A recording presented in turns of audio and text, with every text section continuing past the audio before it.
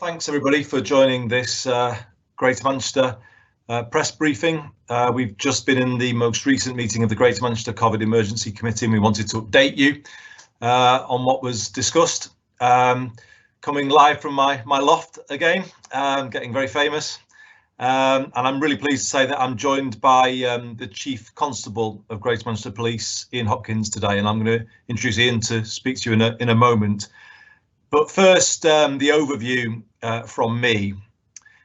Again, it's really important that I kind of say that we're so grateful for what so many people are doing across our 10 boroughs to put us in the strongest possible position to face what still lies ahead. The prime example of that, of course, is the standing up of the new Nightingale Northwest facility. So many people worked so hard over recent days, and that is now very important backup for our hospitals, not just in Greater Manchester but across the Northwest, as we face what is still to come.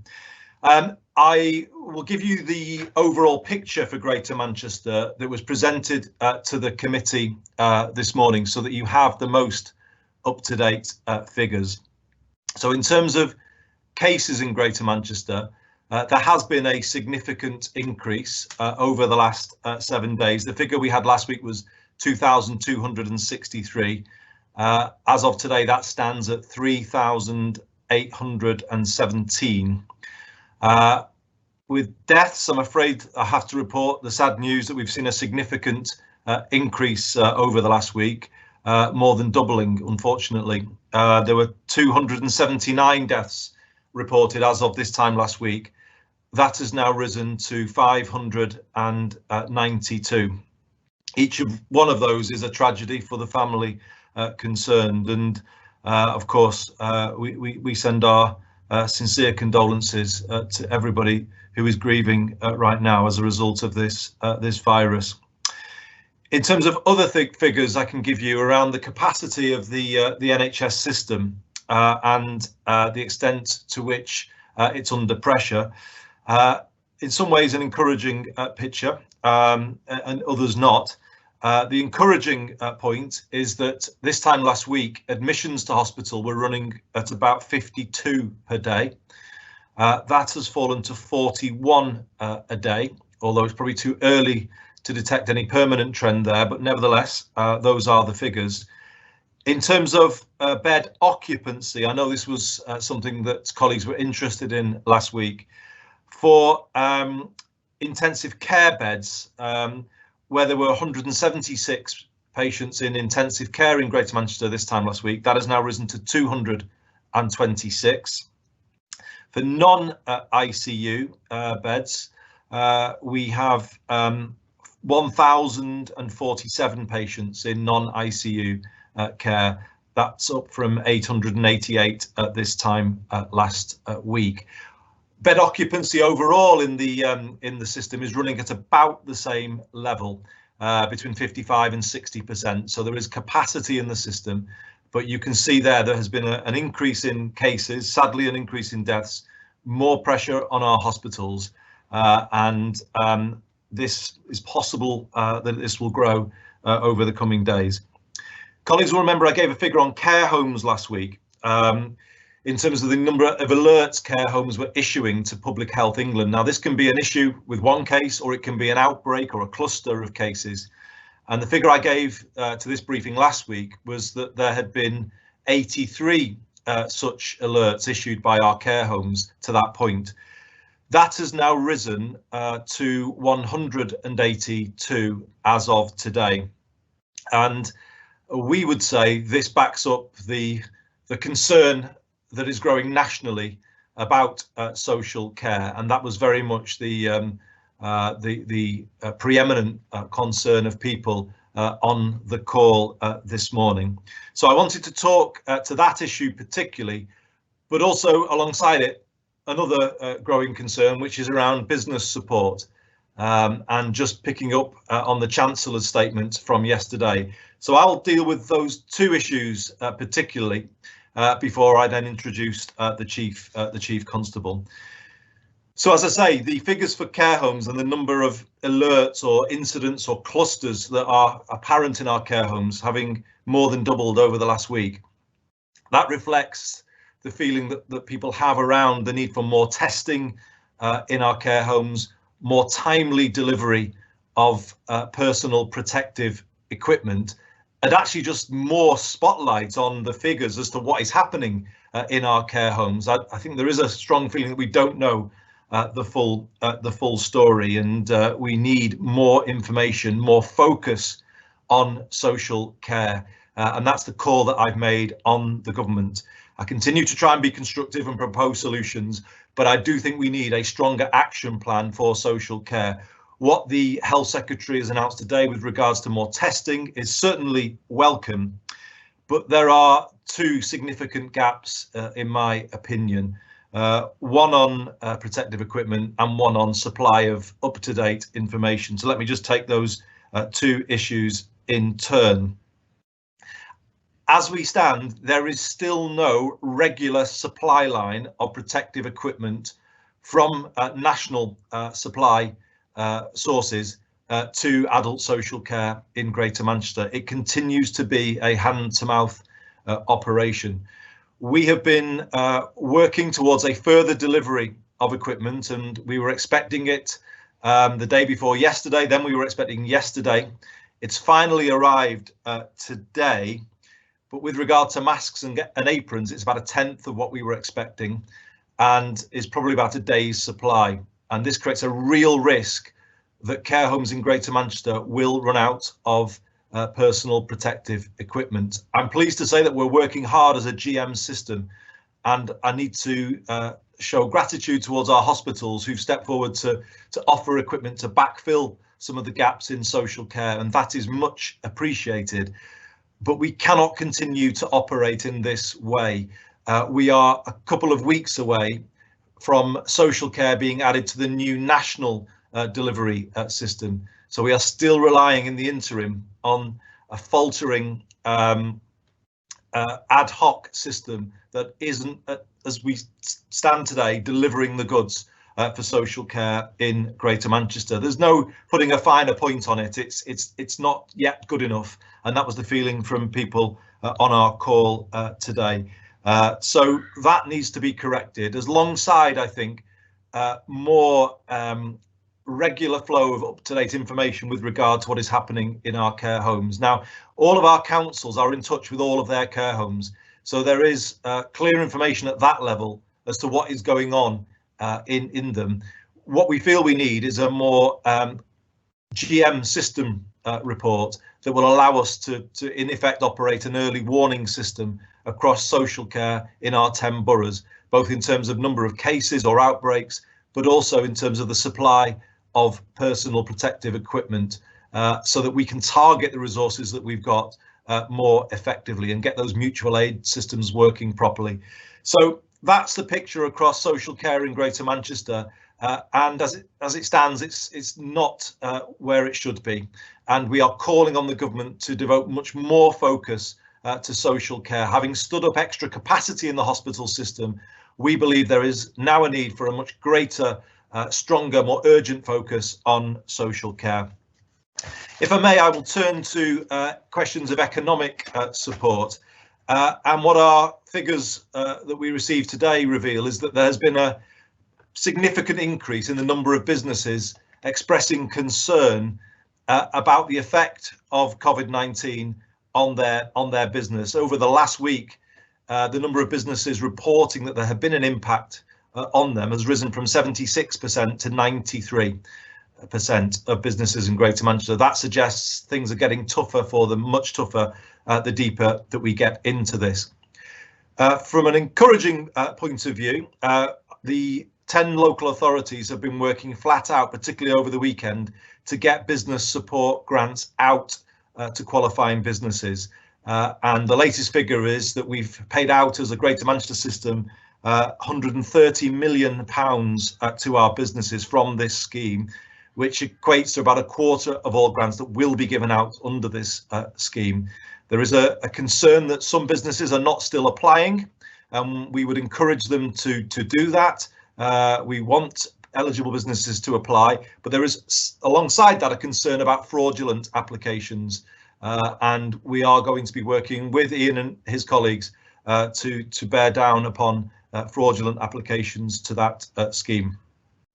But to conclude from my point of view, I just want to focus on what the Chancellor said yesterday, because I think there is a lot of concern about gaps in the level of support that's being provided. When the government was first putting in place its support, and much of it, I might say again, is very welcome, and as much of it is what we called for, he said that he wanted to reassure every British citizen, these were the Chancellor's words, that this government would give you all the tools you need to get through this, and that you will not be forgotten. Well, it's clear to me that there are a number of people in Greater Manchester who do feel that they have been missed out in terms of the support that is available. And I would point to three clear gaps in the system in terms of economic support. The first is people who've recently become self-employed, and I've raised this before on this call. We estimate that's around 8,500 people in Greater Manchester, 250,000 nationally. They have no support other than universal credit, and we think it is unfair, and a simple change to their arrangements could give more of them more support. That meaning their most recent tax returns from the year 1920 being used to offer support. And again, we call on the government to accept that. There is also the question of people who started new jobs after the 28th of February. They are not eligible for the furlough scheme. So these new starters are in a very uniquely disadvantaged position. And again, hundreds of thousands of people across the country find themselves in that position. A further gap is people who work in shared workspace, which is true of many of our digital companies, our startups. They are not eligible to get that ratepayer relief support. So these are just a few of the gaps that are there, and call on the government to address them and stick to that promise of giving everybody the tools they need to get through this, because it's impossible to build national unity if some people feel arbitrarily shut out of the support that is there. But of course, as we look to recovery and getting back to business coming out of all of this, we need to keep as many people in jobs as possible. We need to support as many businesses as possible so that we've got an economy to revive when all of this is over. And as I say, I say this in the spirit of supporting much of what the government has done, but I think it is absolutely right this far in that I do speak up for those who don't feel they're getting the support that they need. And that is, as of today, very true of people working in social care in Greater Manchester, and it's true of people in all of those categories that I just mentioned, who so far have been missed out by the national economic support that is available. And I say today, I wish the government could go back to its commitment of helping everybody through this, that nobody will be forgotten. And that, again, I think would build the national unity that we need to see. So that's enough from me. I will now introduce Chief Constable of Greater Manchester Police, Ian Hopkins, to present his thoughts to you, and then we'll open up to your questions. So Ian, over to you. Thanks, Andy. Good afternoon, everybody. So I want to make some broad points today, just in terms of GMP and then some of the wider community issues that we're facing. So in terms of our organisation, we were up to about 21%, just over 2,000 people that were absent. That's officers and staff. That's now come down to 9%, just over 1,000 people. And that's a culmination of three things that have done that. So obviously the self-isolation period's coming to an end. The testing that we've been able to access through the NHS facility at Manchester Airport, and also our technology allowing us to have 1,200 people working remotely from home, fully kitted out with GMP technology, including 20 people answering 101 calls. So I'm really pleased that we've got good capacity at work for dealing with everything that we're dealing with.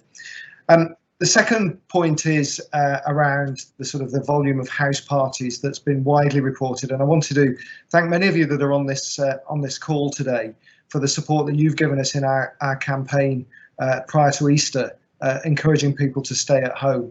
There is no doubt, though, that Easter was a real challenge for this because of the weather. and we saw over 1,000 incidents reported to us over the bank holiday weekend. We are following those up with local authorities, with housing trusts, particularly for those now that are repeat offenders, so that we can work with those other organisations to deal with those repeat offenders. One of the things that I'd just like you to understand is that the Coronavirus Act does not give a power of entry for policing. So to be issuing fixed penalty notices for house parties is problematic. So we've been using other legislation, antisocial behaviour legislation, public order legislation, as well as obviously following our engage, explain and encourage model.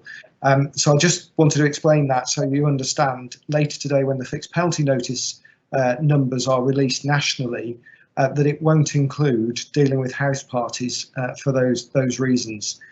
The third point that I really wanted to push with you today is about speeding, and some of the compliance we're seeing across Greater Manchester with people sticking to the regulations is absolutely fantastic, and no more can you see this on our roads, with the number of private car journeys significantly reduced. I think the levels over the Easter weekend were reminiscent of the 1950s data, and so, you know, a huge thank you to the vast majority of people that are complying.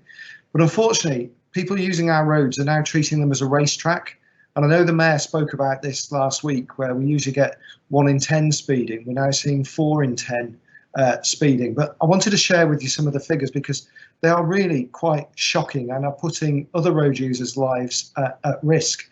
And not least, when I say other road users, pedestrians who are out taking their daily exercise and stepping into the roads to make sure they're maintaining social distancing measures are being put at risk by motorists speeding. So in the first 7 days of April, we have detected 1,145 people breaking the 30-mile-an-hour speed limits across our roads.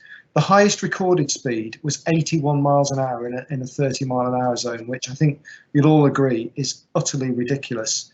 And on our motorways, 264 people detected over the same period, with the highest speed 129 miles an hour recorded on the M62. So we're really stepping up our enforcement. We've put the safety camera vans, the speed vans back out on the roads. Our road traffic officers are stepping up the enforcement. But I wanted to send out a message today. It's not acceptable. The public don't think it's acceptable. It's putting people's lives at risk, and we will be doing much more enforcement. The other point I just wanted to make as well was in respect of the national data around fixed penalty notices, so just building on what I said earlier, the figures will be out this afternoon. They're embargoed until 3 p.m, so it's difficult for me to talk about our actual numbers. But what I would say is that we have taken a very measured response, as I said, in terms of engaging with people, encouraging, explaining the legislation, and only moving to prosecution, fixed penalty notices as a last resort. You will get to see the numbers that yourself. I think it's really important that we take a balanced and proportionate response to this. The legislation has only been with us a few weeks. We've not had the opportunity to train officers in the way that we normally train them, and I think we are doing pretty well, really. I know we've had one instance that I wish hadn't happened, where we didn't deal with it particularly well, but on the whole, I think we're dealing with it pretty well, and people are supportive of the measures.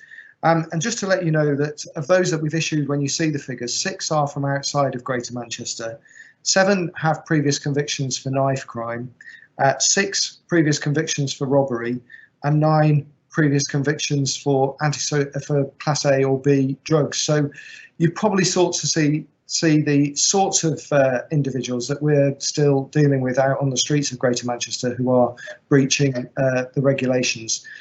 Also, our guidance is very much that if there is a substantive offence, for example, the possession of drugs, we deal with it merely as a possession of drugs. We don't deal with it as a fixed penalty notice for breaching the Coronavirus Act, as well as the drug possession. So again, just bear that in mind when you see those national figures.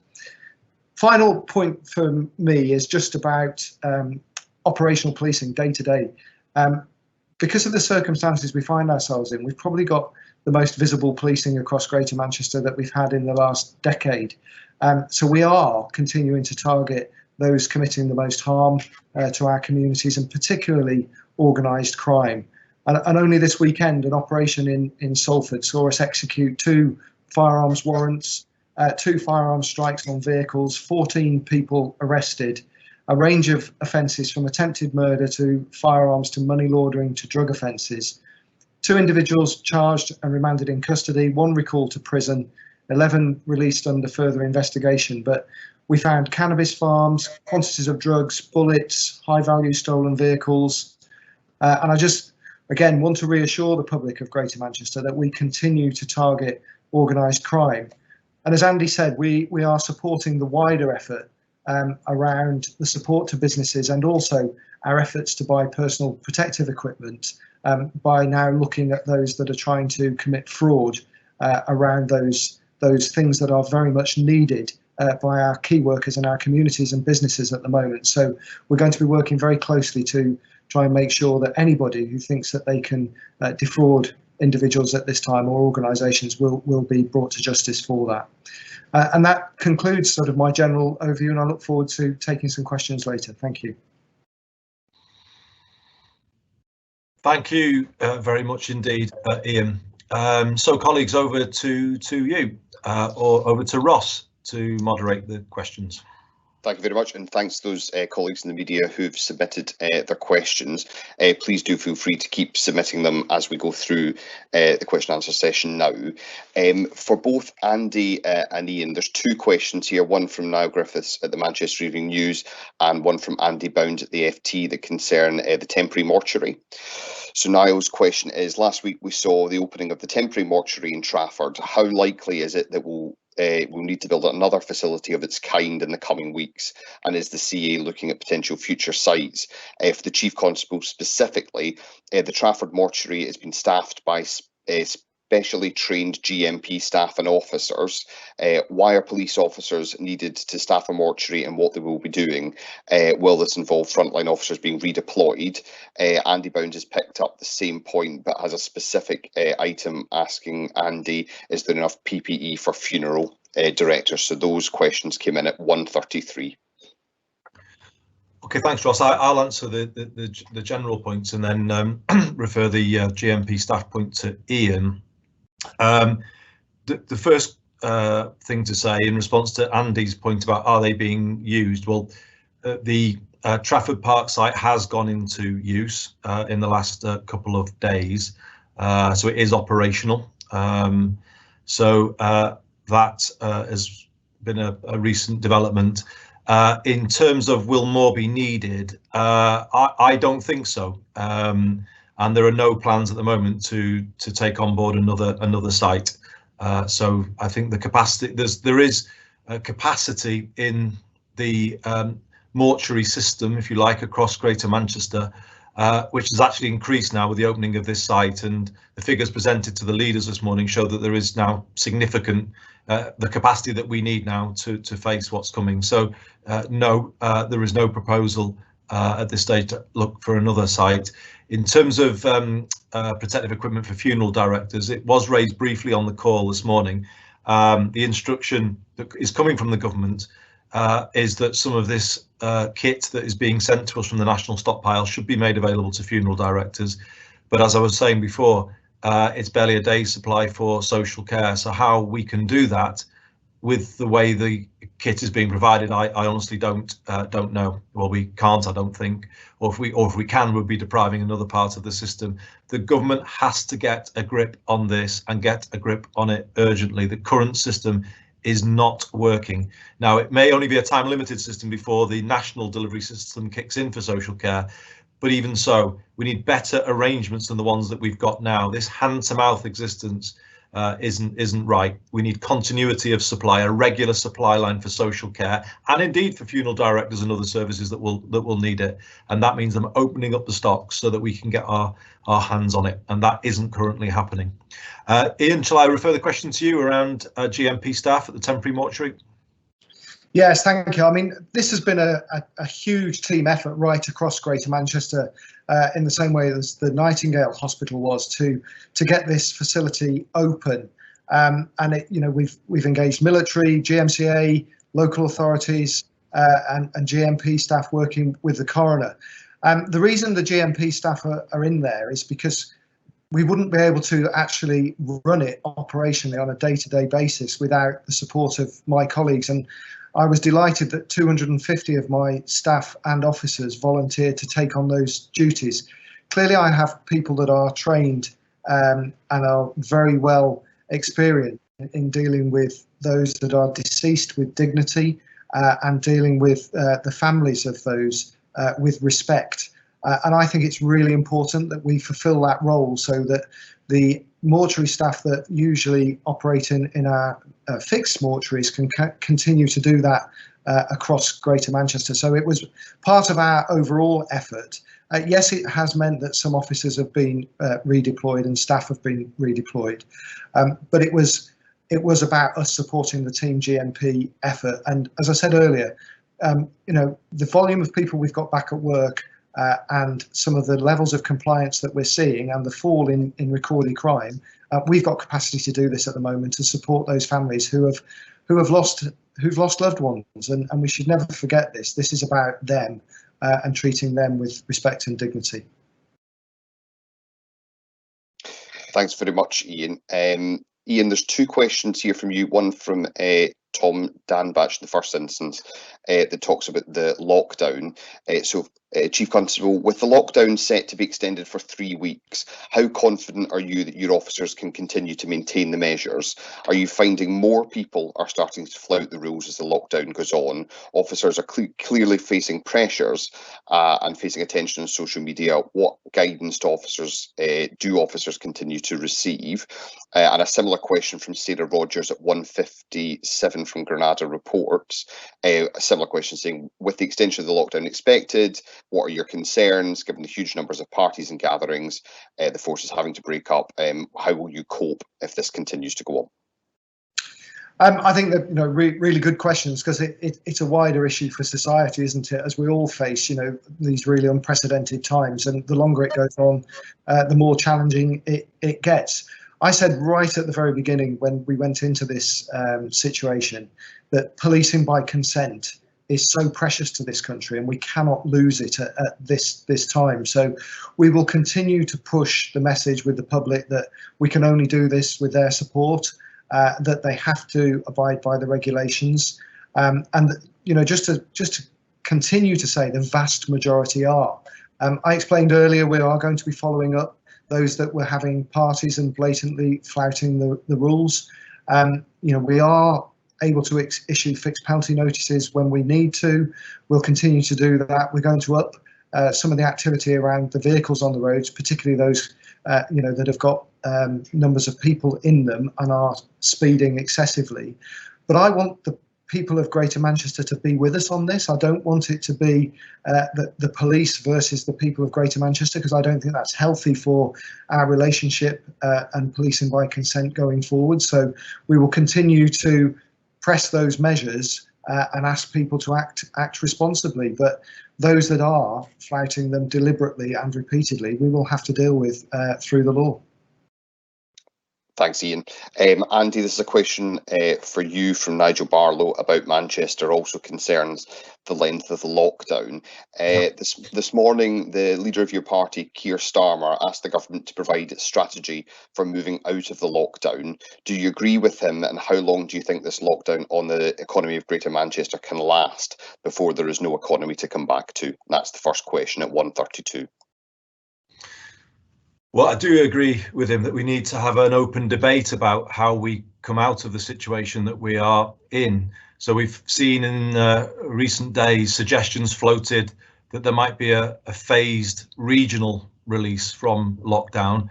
I would be very much opposed to that.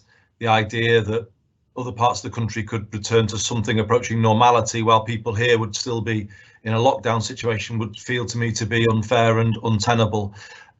So we don't want a set of arrangements drawn up behind closed doors and imposed upon us. We think there has to be a a debate across the political parties about how best to do this. It's a very complicated thing to do.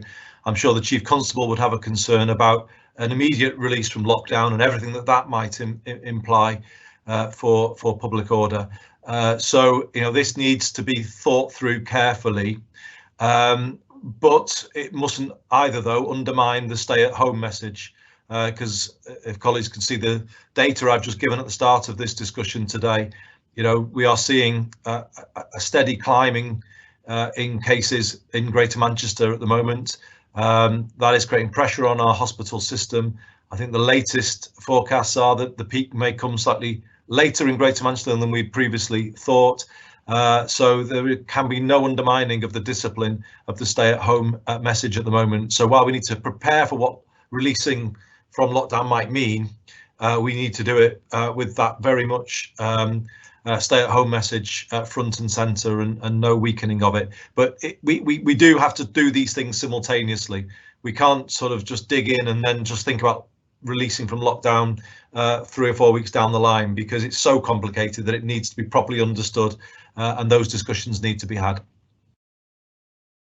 Fantastic. I don't think Ian wants to come in on that one.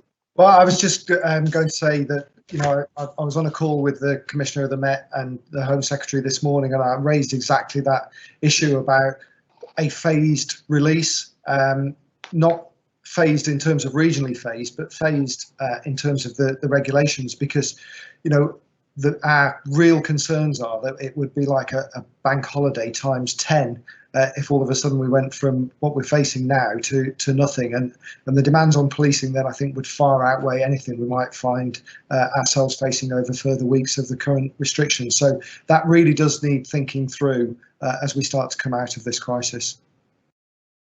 Thank you very much, Ian. And there's a question from Sarah at Radio Manchester, and it goes back to a discussion last week. Radio Manchester asked every NHS hospital trust in Greater Manchester if they've made decisions about age limits on patients to receive ventilator support. Nobody replied. Can you tell us any more about this? Well, I can only say what I've been told, and that there are no blanket rules, limits being placed on the provision of care, that the NHS is still making clinical decisions in exactly the same way it would normally make them. The only caveat on that is, of course, you've got to consider whether it's in someone's best interest to go into a hospital setting if they are ill or have underlying conditions in a different way, and whether that's the safest place for them to be. But beyond that, I can give that assurance that that is what I've been told. But we continue to hear rumours that there are notices saying that people shouldn't be admitted to hospital from care homes. We will continue to look into all of them, because if that is happening anywhere in the system, we will challenge it, and I will challenge it. There are no such rulings in place as far as I've been reassured, and I will continue to investigate any suggestion that there might be. Thanks, Andy. I'm going to take a question from Joseph at the Bolton News and Bury Times as well on a similar topic. Are there any specific hospitals which you're concerned may have a shortage of ventilators? Are there any specific local authorities which you are concerned may have a shortage of PPE? And I think you would be interested in Bolton and Bury specifically. So I gave the figures for ICU bed occupancy before, so there has been a significant increase over the week. Just to go back to those figures, about 50 more ICU beds are in use today than there were this time last week, so 226. But that's still well within the hospital capacity that we have, the ICU capacity that we have. I think it's about 80%, something like that. So we continue to watch this very carefully. Of course we do, but we are operating within well within limits at the moment.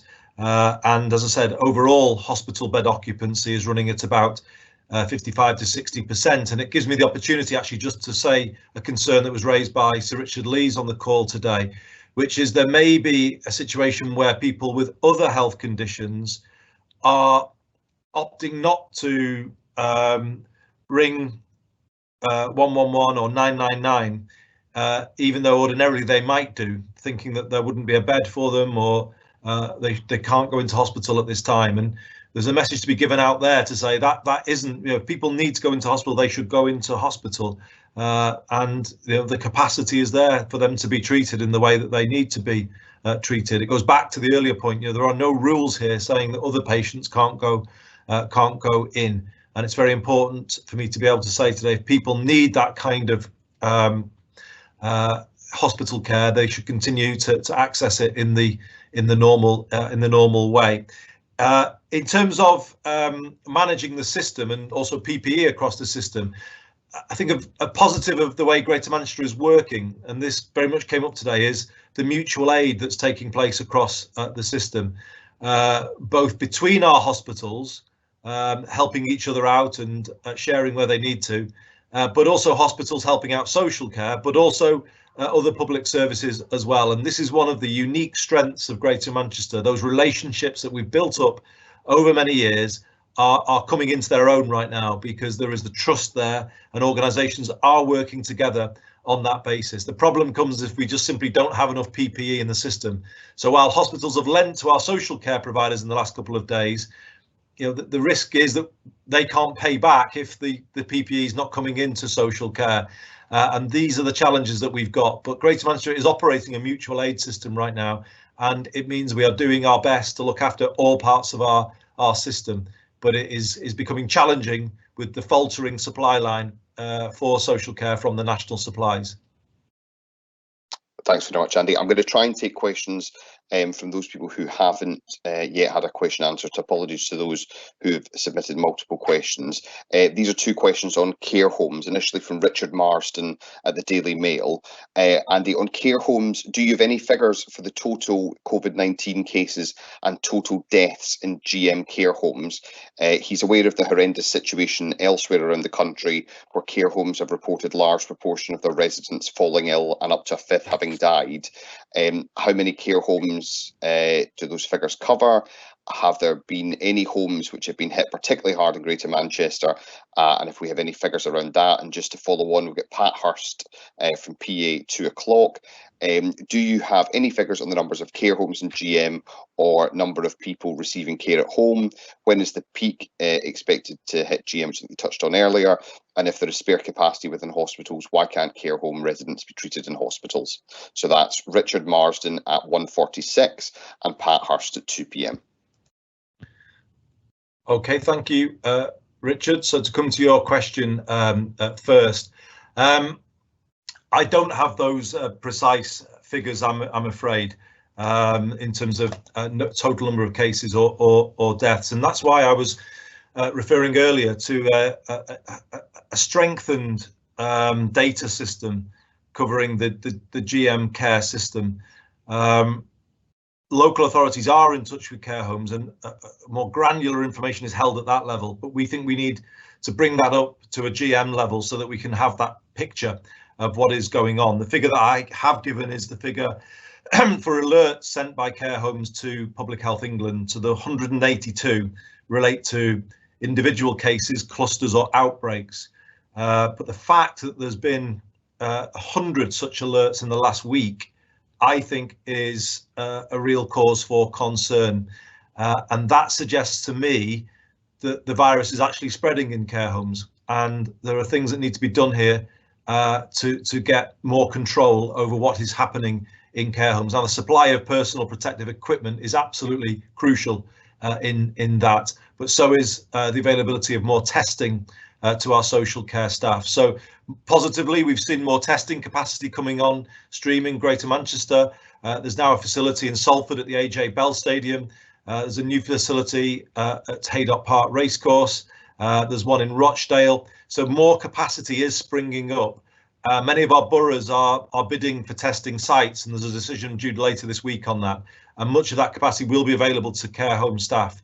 But this remains a worrying picture. And, you know, we continue to want to see much greater transparency over what is happening in our care homes.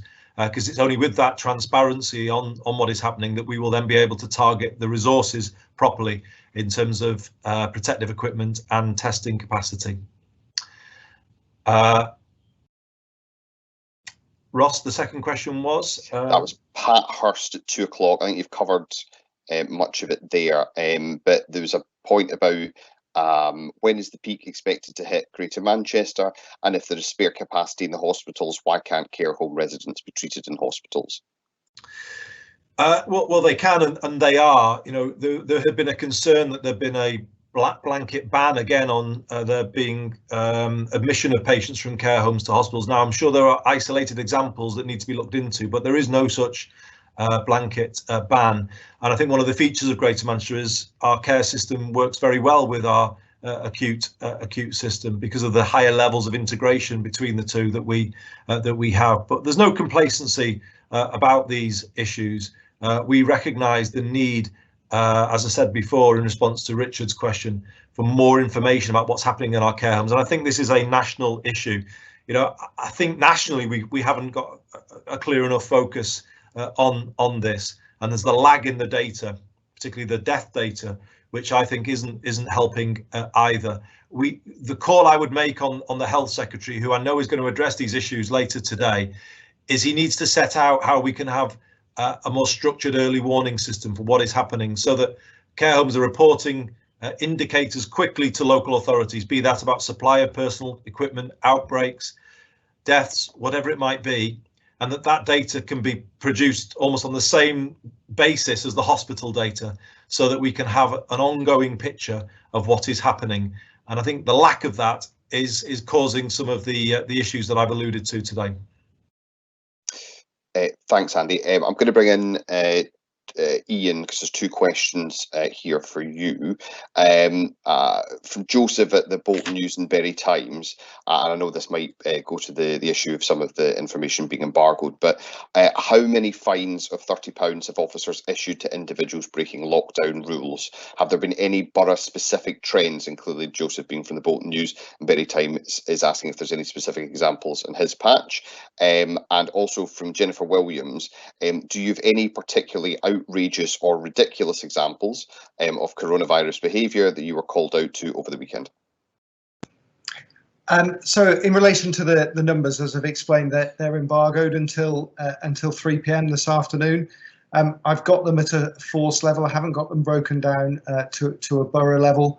I gave some examples of the sorts of people that we've been dealing with. I have to say most are male, and most are in the 18 to 24 year category, but I haven't got them at a borough level, unfortunately. In relation to Jen's question, no, I've not got any this week, Jen. No bouncy castles or DJs, I'm afraid, but I'm sure that we could dig 1 or 2 out if you want. Thank you very much. I'm going to bring in back Andy, because there's 2 questions here as well. One from Hannah Miller, who's asked, have you had a response to your letter to ministers about social distancing in warehouses where possible? The national conversation seems to have moved towards getting the economy moving again. Do you still have concerns about conditions for workers at some businesses? That's Hannah Miller at 2:04. And Jen at the MEN. For Andy, we've run a first-person account from a home care worker this afternoon, telling of how much she worries about going house to house without PPE.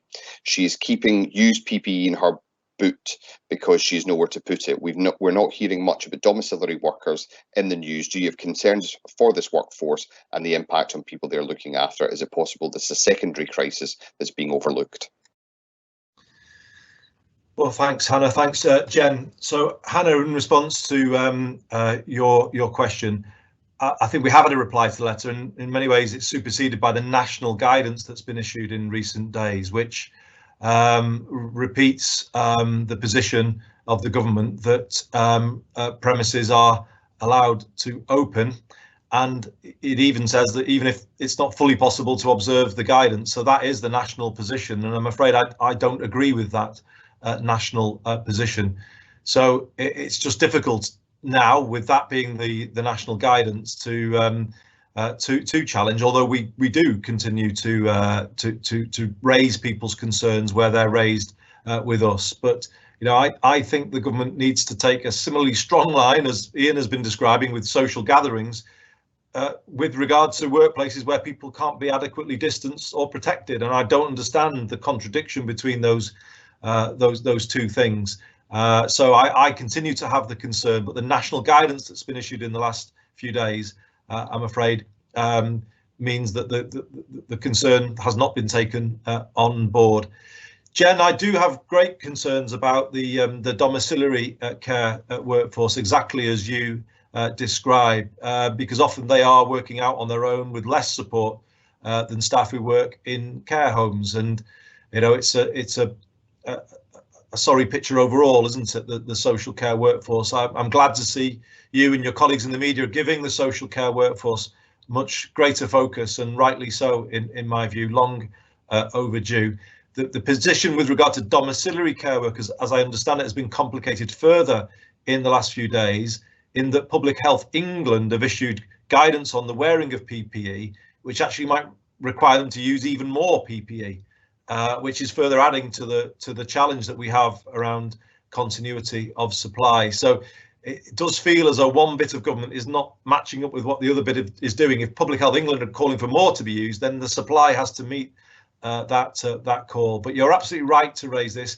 Now is not maybe the time, but I just detect the beginnings of a different debate emerging about social care. It's clear, I think, now for everybody to see that it's not in a position where it can withstand what is being thrown of it. There isn't the system there in terms of collection of data, the management of standards, the management of equipment, and there just isn't the resource to cope. So, maybe in time we'll come to a new debate about social care and its prioritisation, but maybe that's for another day.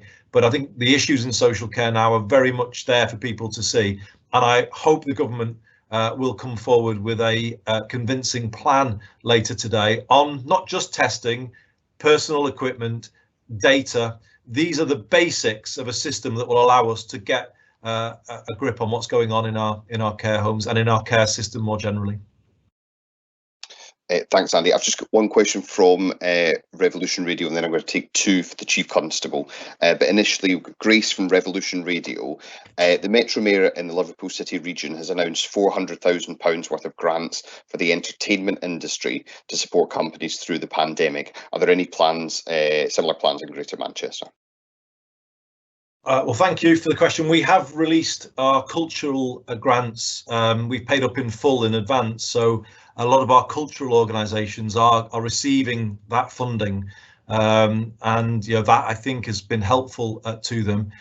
We have our successful United We Stream service, so people will have seen at the weekend over 1 million views of what we put on there at the weekend, the Hacienda event.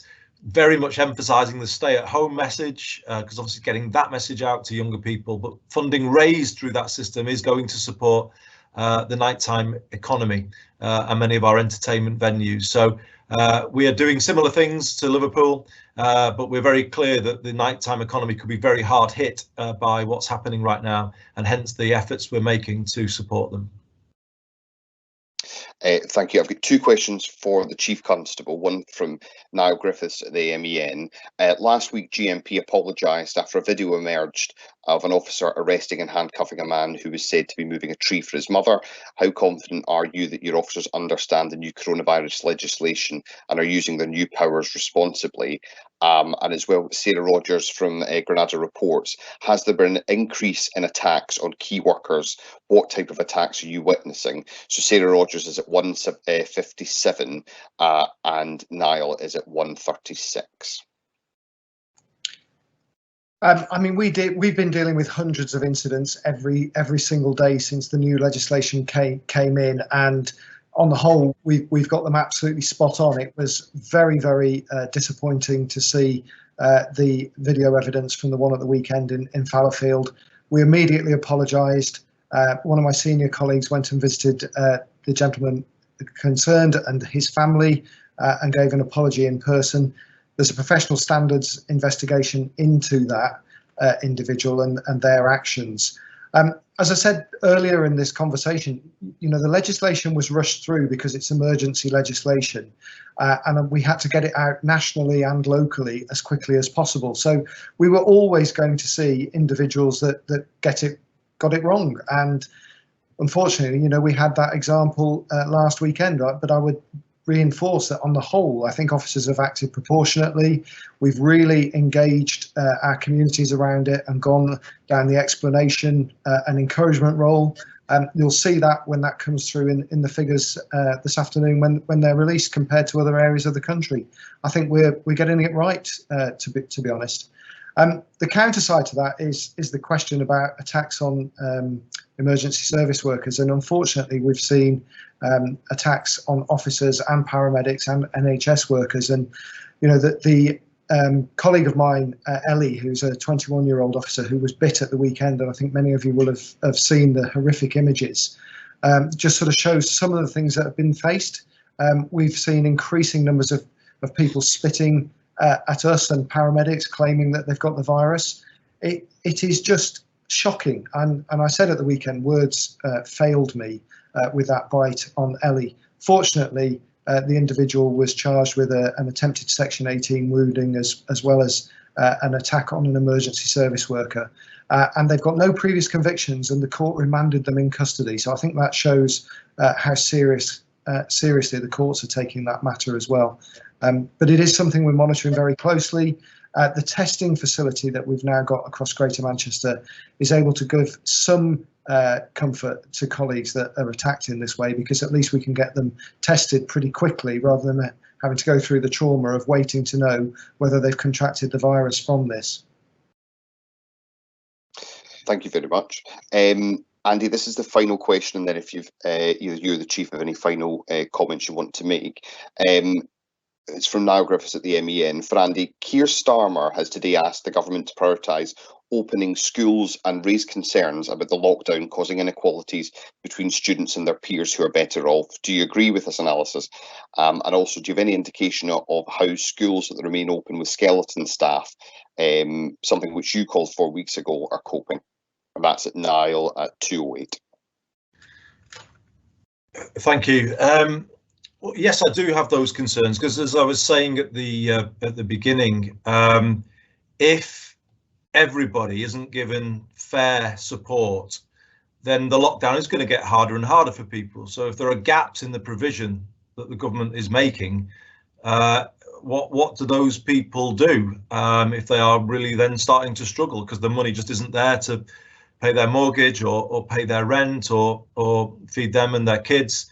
So this is why I do make this appeal again on the government to stick to what they said at the beginning of this, that every British citizen will be given the tools to get through this. You know, nobody will be forgotten, nobody will be left behind. That was the language that was being used a few weeks ago, and it had changed yesterday, it seemed to me, to language that said, well, we can't protect every household, but we should be working to protect every household through this. And there are obvious things that could be done to help more self-employed people, or people who are directors of self-employed companies, or people who are recent starters at work. You know, that is important, I think, to build a sense of national unity and keep the discipline with what we're asking people to do, because if we don't, it will make Ian's job harder, and you know that won't then be a sustainable situation for anybody. So, you know, I make these comments in a spirit, you know, of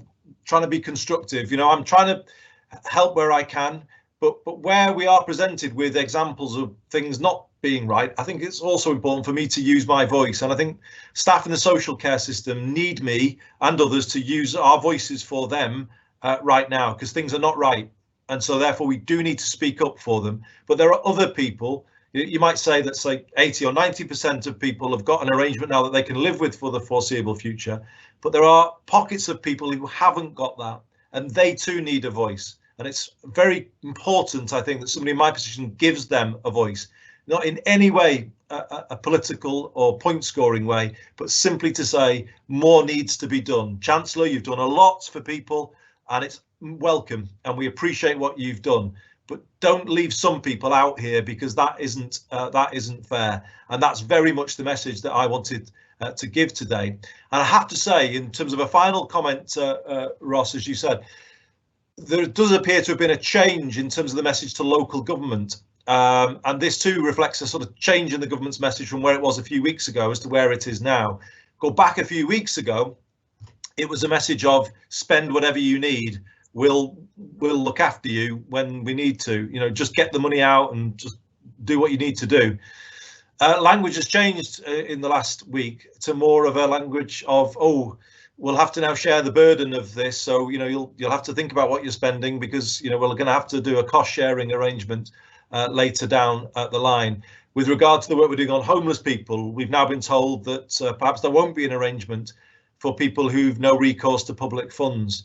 Well, that doesn't seem right to me, because the instruction a few weeks ago was house all homeless people, which we have willingly done. And I think the latest count now is we have over 900 people in accommodation, and we did it. It was the right thing to do. We were pleased that the government agreed with what we were doing. But then all of a sudden, the message seems to have changed somewhat, and it's a message of, oh, well, we might not be able to pay, or we won't pay all of your costs. So, you know, this was raised on the call this morning. It's shared by the leaders in Greater Manchester, but beyond, to be honest. And if the government, you know, wants to continue to hold the country together as it has done so far, we really need to see a kind of change back to where we were a few weeks ago, about trying to look after every household, trying to look after every business, meeting the costs that local authorities are facing right now. And let's get back to a sense of it being everybody in this together. So that would be it from me, Ross. Shall I hand back to you and to the Chief? Yeah, I don't know if the Chief Constable wants to give some final comments.